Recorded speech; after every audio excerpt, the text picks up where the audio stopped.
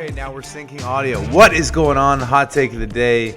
Nation, it is DRW here with an episode of the podcast that everyone expected. I mean, there was no doubt that at some point Vicki Hollub would be joining. And today is an interesting day because a hurricane is barreling down on Galveston, where Vicki lives. So she's going to be having to depart, I think, her house. So lots to talk about in the next 30 minutes. But first, Vicki, thanks so much for joining us. How are you today? I'm good. It's such a sunny, nice day here. You wouldn't imagine that by tomorrow afternoon or early evening there's going to be a hurricane here, but things are today at least okay. So this is the first major event of the year, really, where we've had Gulf of Mexico production shutting in, platforms. Well, what does a hurricane look like in Galveston? I mean, how did you have like windshields that you put down over your windows and you just depart and come back and see what happens? Well, the problem is we have to. The biggest issue for us is to tie down our boat and to get our boat. So we have to tie it down, but we have to make sure it has the flexibility to move up and down. So we have a way to do that. And so the thing I'm most worried about is the boat. But we live on Galveston, one of the bays in Galveston. And so, but we're not on the main bay. So we have a little protection from the storm surge, but a direct hit from Laura, they're saying would create a storm surge of about 7 to 11 feet. And so you add high tide onto that, and that's 13 feet. So that would not quite get into my house, but it would certainly be over the dock, and my boat is going to not have a good day, I'm afraid. Well, let's talk about this in the context of work from home. So another storm hit the world and the oil markets and everything that we've been living with really since March, which was when I was down. It's funny. I've had one live presentation since I saw you guys down at Oxy in March. And it's amazing how much the world has changed since March 4th. But I'm curious, how's the work from home been going for staff? And what have you learned? And when people have to manage their lives, they have to leave their houses, they have to manage their dogs, manage their kids. What have been the pros and cons? And how are you thinking about this go forward, assuming we go back to some level of normal? Well, certainly we've been very impressed by what our teams have been able to accomplish in this kind of scenario, because there's the disconnection was okay for a while, and connecting via Zoom and all of that. It's been wonderful that we've been able to do it like this, where we can actually see people as we're talking to them. So I think that's made this a scenario that's been bearable, and the teams have been performing incredibly well and exceeding expectations. You probably saw our second quarter earning results, and from an operations standpoint, again, our teams exceeded even our expectations. So they're still performing at a very high level, but that can only happen for so long. The prolonged disconnection from each other and having to do it would have been a whole lot worse if we had had only phone lines and not this ability to see each other. But even this ability to see each other, it's not like being in the office and being able to walk up and down the halls and do the impromptu brainstorming. And that's what I worry about over time, that we're going to miss out on. First of all, our cultural initiatives we were trying to reinforce and reinvigorate. It makes it hard to deal with our cultural changes and help each other grow closer together as a team when we're doing it like this. So I was fine that we were going to be okay doing this for 8 or 9 months. But if we have to go much beyond the end of this year, it's really going to start to bother me, and we're really going to have to take more extreme measures about how to stay connected. I'm really glad you say that, because I think that, if you follow the talking heads on TV or articles and everyone says work from home is going to change things. And I agree, like that presence, that culture, that bringing people into the workforce, and especially with the divisiveness that's really going on. So it's kind of pivots me a little bit, and I don't want to be controversial on it, but you started your career in the 80s-ish. And yeah, let's say ish. Yeah, I mean the 80s ish, and and the role of women in the workforce, and diversity in the workforce. I think with everything going on with BLM and opportunity, you rose to the top of a male dominated industry at the time, and I'm curious at what perspectives you have on diversity and inclusion and things that could have been done better, things that are being done better, and as we look forward to the future, things that you're doing as part of the leadership at Oxy and in industry to really change the perception of the way our industry, but I think every industry was pretty male dominated in the 80s. Curious how you were able to navigate that. Well, for me back then, it was working for Occidental really made a difference because Oxy is a company that has always been pretty diverse. We've always had some interesting characters as CEO. I consider myself probably to be the most normal in that Steve is super smart, and Steve is a financial guru. So he's got all kind of really great attributes that I don't have, but I was more mixed within the organization itself and more a part of the organization. So as I came up, I had a little bit of an advantage over Steve in that I knew the people and I knew the people within the organization that knew how to do things, and so I could connect. And but even before Steve, we had people who CEOs who just focused on trying to make sure that we got people that could do the jobs, and then we had leadership throughout the organization that for a long time, in my view, didn't care whether you were from the Middle East or from Africa, from Russia, from all the places that we had operations. We tried to utilize the best talent. And so we had the opportunity to take advantage of that talent. Now I'll say that my informal mentor, Glenn Mangolan, who actually got me my first major leadership role within the company, he caught some backlash for that. So it wasn't like everything was rosy within Occidental. The first time that the first really significant role I got as a leader was I was managing our field operations in Ecuador, and it was a lot of people felt like a woman shouldn't be doing that. I was managing a field operation that had about 100 Ecuadorians and had we, at the peak of our busiest time, we had about 1,000 contractors working in all the areas of the field. We were so remote that we had to take a flight from Quito to a little town called Coco in the Napo River, then take a 45-minute boat ride just to get to our camp. And it was self-sustaining. It was like managing a small city. So he took some backlash for wanting to put me in that role. But it really showed people that if you're willing to take a chance on somebody and if you trust that person, then you've just given somebody a gift that will live with them and take them to places that they wouldn't have otherwise had the chance to go. And because he trusted me and because he stood up and did it against the people that didn't want it to happen, I felt a lot of obligation to make sure that I did the role really, really well so that he would have been proved to be right in his decision.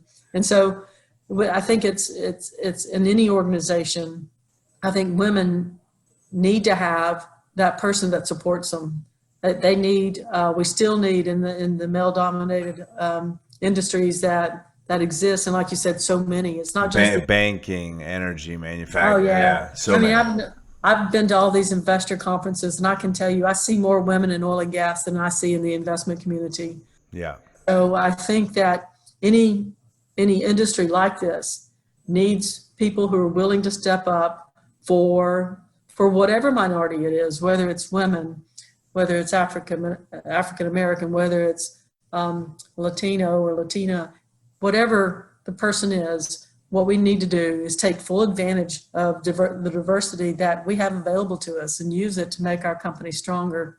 And it's not just diversity, it's inclusion. It's making sure, and a lot of people, quote stats at conferences and say, I have this many of this or that or whatever. But the real issue and the real thing that you need to focus on is, what do you do with it? Are you really getting the full advantage of it?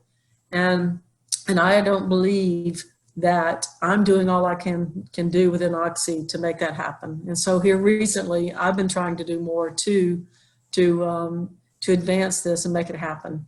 And when we bought Anadarko, we noticed they did have diversity and inclusion initiatives that I thought were impressive. And so we are now trying to make that a part of what our culture is and trying to take advantage of what some of the best practices that they had. And we're building on that. So tying those two things together, I think that we have the COVID, we have work from home, and then we have culture and inclusion.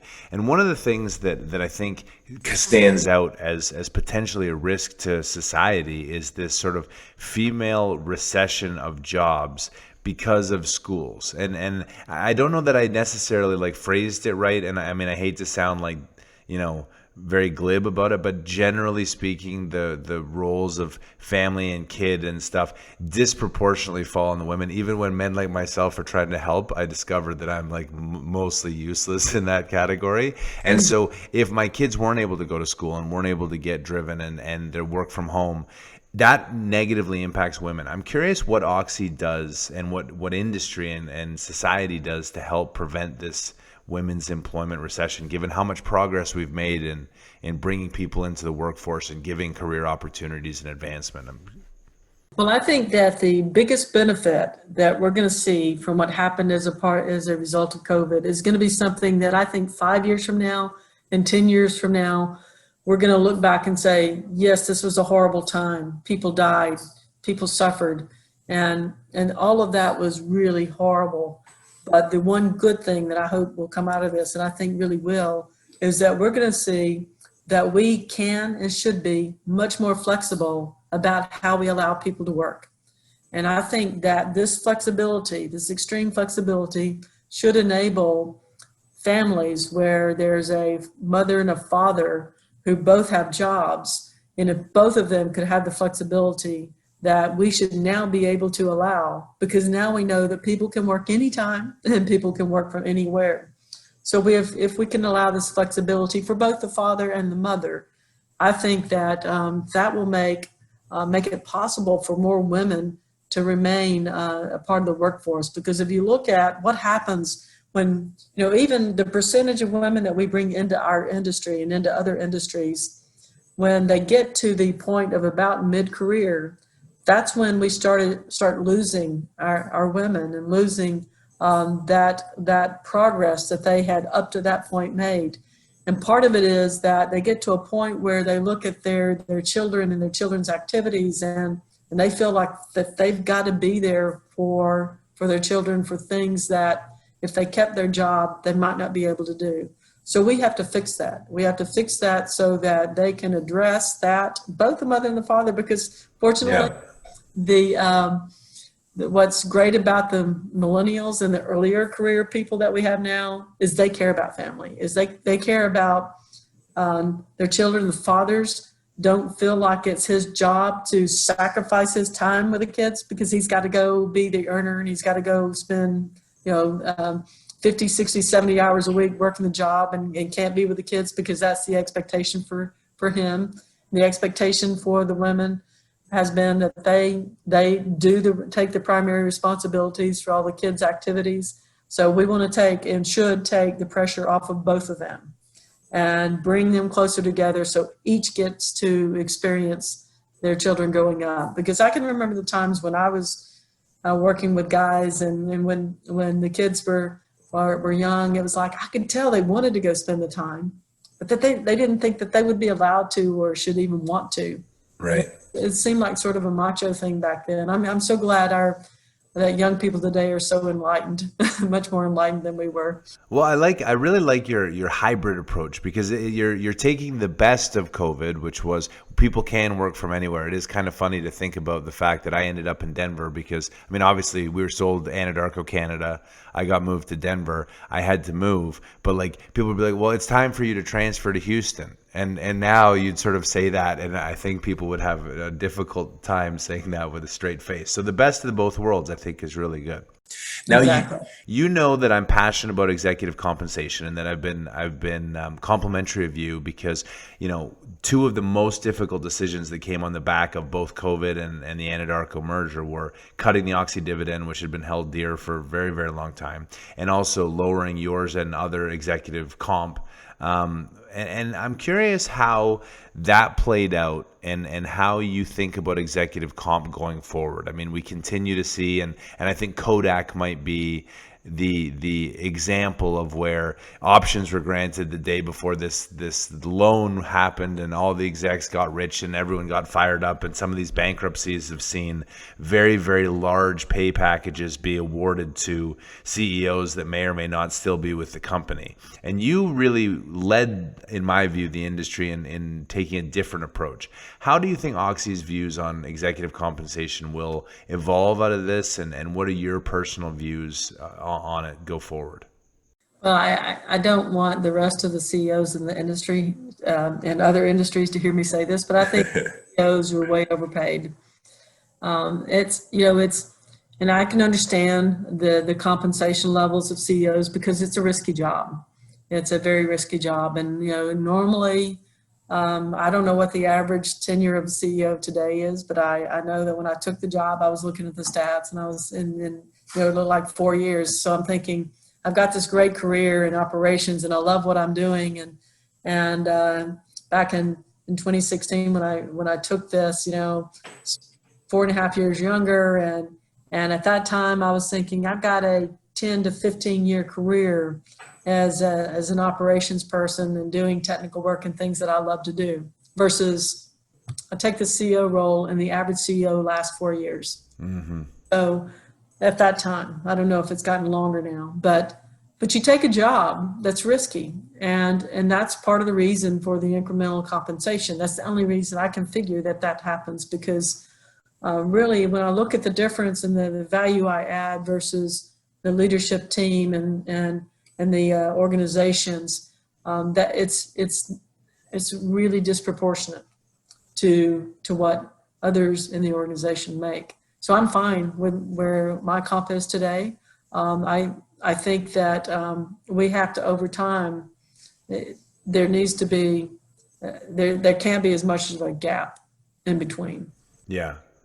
People don't, CEOs, when they get to these roles, they have a lot of support. Like I saw people in the organization that I've now brought with me and put in roles because I knew what they could do, and they're doing a great job. Those people are helping so much. And so to me, it's always a team. It's a team that makes things work. It used to be that in a lot of industries, you look to some of the leaders of some of the very well respected companies of the past, and you always see some personalities amazing. No doubt they're amazing, but today's world is so much more complex than things were back then. To think that one individual can really make the difference in making a company great versus not is for where we are today, not the right assessment.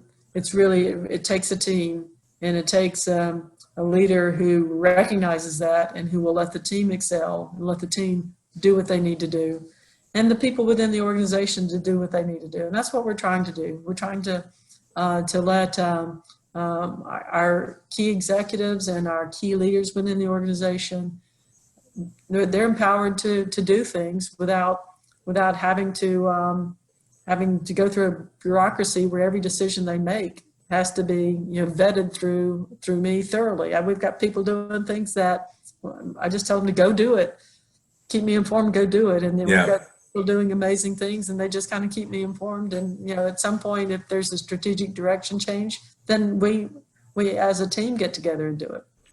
So it's again, it's a great time, because one of the things I was going to say is, as I think about like typical, maybe typical is the wrong word, but historical leaders who are this big personality, and seeing you, over the multiple times we've chatted, and seeing you at the office, and seeing the way that the staff looks at you. I mean, you're a team member, and you're a facilitator, and you're a coach, and you're there making performance better, and you're not doing it out of this sheer mega larger than life personality.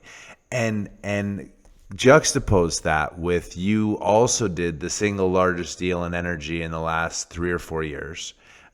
You beat Chevron in a bid for Anadarko, which we've talked about at length, and I am and continue to be supportive of the deal, because everyone forgets oil was $73, I think, the day that you announced, and the world has changed. But with the context of CEOs have a very high risk job, that you are the lightning rod for this deal, that COVID happened that no one could have predicted, to the point where even the three-way callers you had went below a price that no one would have ever believed possible. How do you look at the transaction now in 2020 hindsight? And as you do a look back, how do you judge the success or failure over the duration, as opposed to these quarter to quarter, pressures you get from Wall Street and everyone telling you what did you do? And you're like, well, give us some time. I'm curious your thoughts. Well, I look at the deal, and certainly I believed then and believe now the deal was exactly the right thing to do for Oxy, because we were not looking at making transforming Oxy in a year. We were not looking at transforming Oxy in 2 years. We were looking at making Oxy over a 3 to 5 year period a totally different company, and a company that's committed to sustainability for the long term. And what this did for us, it created an asset base that's phenomenal, and an asset base where we can apply our core competence to that development, that over time is going to not only give us incredible resources for the future for development, but also it will give us a lower carbon footprint than I think any of our competitors on a per barrel basis. So while the Europeans are moving more to renewables, we are moving toward our core competence, and that's to use CO2 for enhanced oil recovery, not only in conventional, but in unconventional, not only in the United States, but all around the world. And as we do that, we are able to help the world lower CO2 in the atmosphere. We'll start it in the Permian, and we've already started in the Permian. We'll be moving to other places where we operate and internationally. And the deal not only did that for us, help us differentiate ourselves from an asset-based standpoint, but also from a low carbon standpoint. It also lowered our risk against the potential of fracking going away, because our footprint now domestically is so large. It's larger from a land perspective than any other company today in the United States from a hydrocarbon standpoint. So all we have to do is apply CO2 to all of that should fracking get banned. And with that footprint, we can still double the resource that we have today, double the reserves we have today, and do it without needing to frack wells. So it takes a significant risk off the table for us. We're now much more domestic than international, but where we are internationally, we're in stable countries and places where that have been honoring their code of business and their own laws, so that we feel comfortable that we can sustain that over time and not get kicked out or expropriated. And some people feel like this was a bet on oil prices. This was absolutely not a bet on oil prices. This was a bet on our employees. And I'll make that bet any day. And I made that bet, and we're winning that. Certainly a lot of what we're accomplishing is being overshadowed by the COVID crisis, the price war, and all of that. But if you go back and look in time, and you go back to the first week that WTI ever averaged $40, you probably know this. You have so many stats. You amaze me with your stats. I just love to listen to them.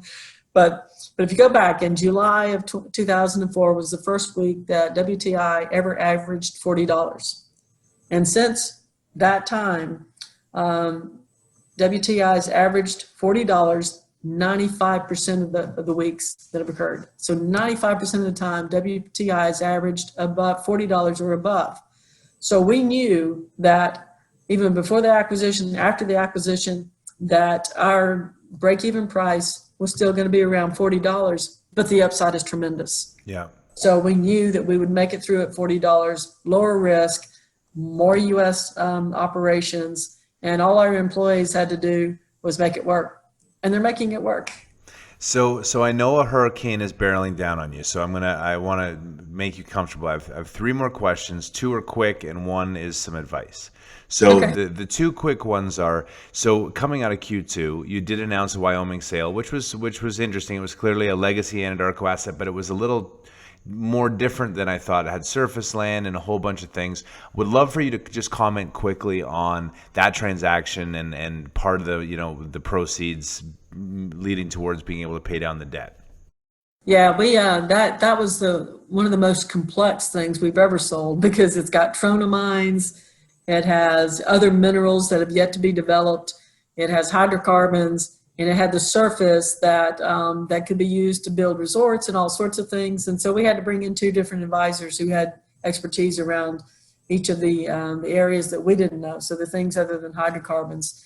Our team sent out the teaser to more companies and individuals than we've ever sent it to. We sent it to a lot of Hollywood movie stars. We sent it to a lot of billionaires. We sent it to companies. And so we sent out about 50 teasers. I think we ended up signing about 20 something confidentiality agreements, ended up with 13 bidders, very serious bidders in the first round. And then in the second round had more than 7 that were reasonable bids, and then with the high bidder with Orion, and we're happy about what we were able to accomplish there, even with all the complexity of it, and think that we're going to be able to partner with Orion going forward. We kept the hydrocarbons because we know they're the upside. So if you looked at pre-COVID, we were looking at probably we'd get around 1.5 to 1.7. And with the deal, we got 1.33 plus the upside of the hydrocarbons. So we got within the range that we had expected to get pre-COVID, and that's worked out well for us. And we'll use those net funds to definitely pay down debt.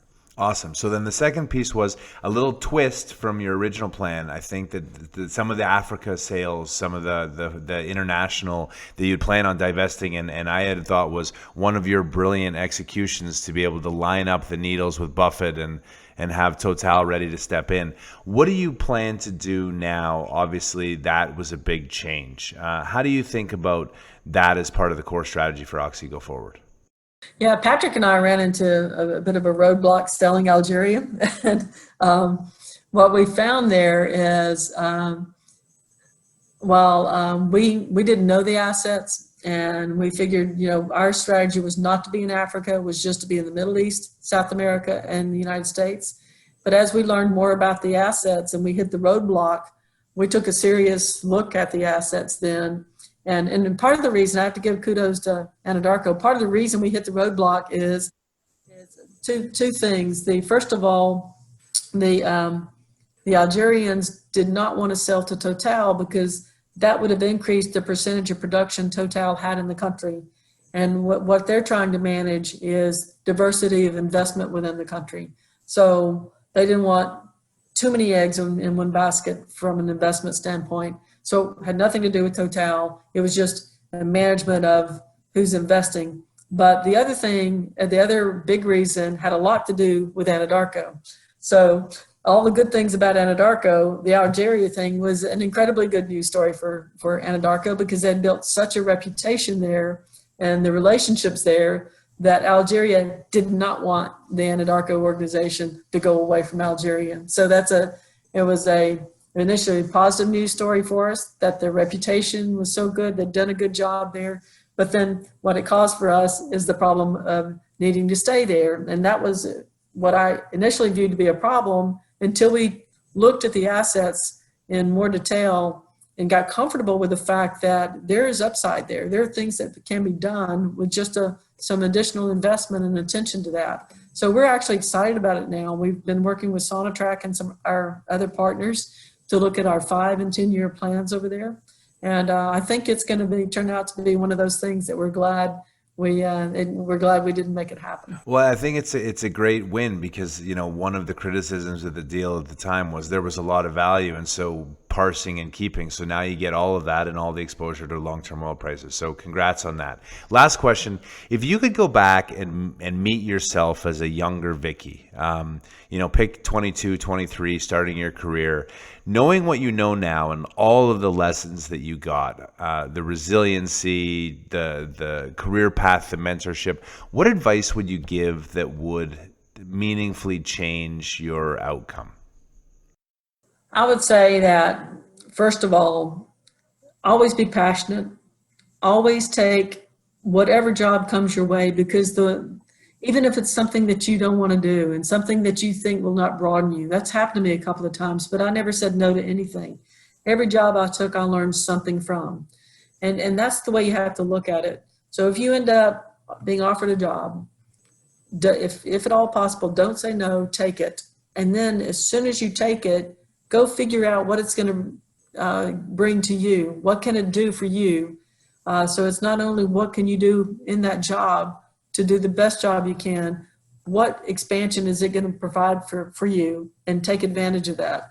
And then the next thing I would say is always make sure that you're the kind of person that you would want to work with. So think about, what kind of person would you really want to work with? Is it somebody who helps you be better than you are? Is it somebody that maybe sort of doesn't make you feel comfortable all the time, but somebody that could actually make you grow? Are those the kind of people that you want to work with? And if so, be that person to others, because that's going to likely get you in a position where people are going to want you to be on their team. There was one guy that I used to work with, and it didn't matter what he reported to me, and it didn't matter what I asked him to do, he would always say why. And I would go through into these explanations, and there was at least 3 or 4 or 5 whys. And I used to come out of Bell's office thinking, that guy's just driving me nuts. But then what happened to me is, every time I would get ready to go talk to him, I would know there's going to be at least 4 whys. So then I would start working through all those whys in my head. And then so initially it was a contentious relationship. And then over time, it got to be better and better and better, because it got to be something that we could laugh about, because he knew he put me a little bit on edge initially.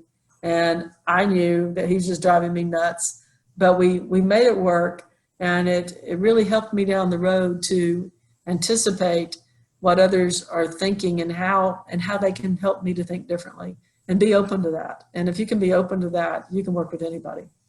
Well, a long time ago, 16 or 18 months ago, when I wrote my first post about my fandom of you, I've got to know you more personally. I feel very, very blessed. You're very gracious with your time. I think that you're a wonderful CEO. You've done nothing but reinforce all of my positive things I have to say about you.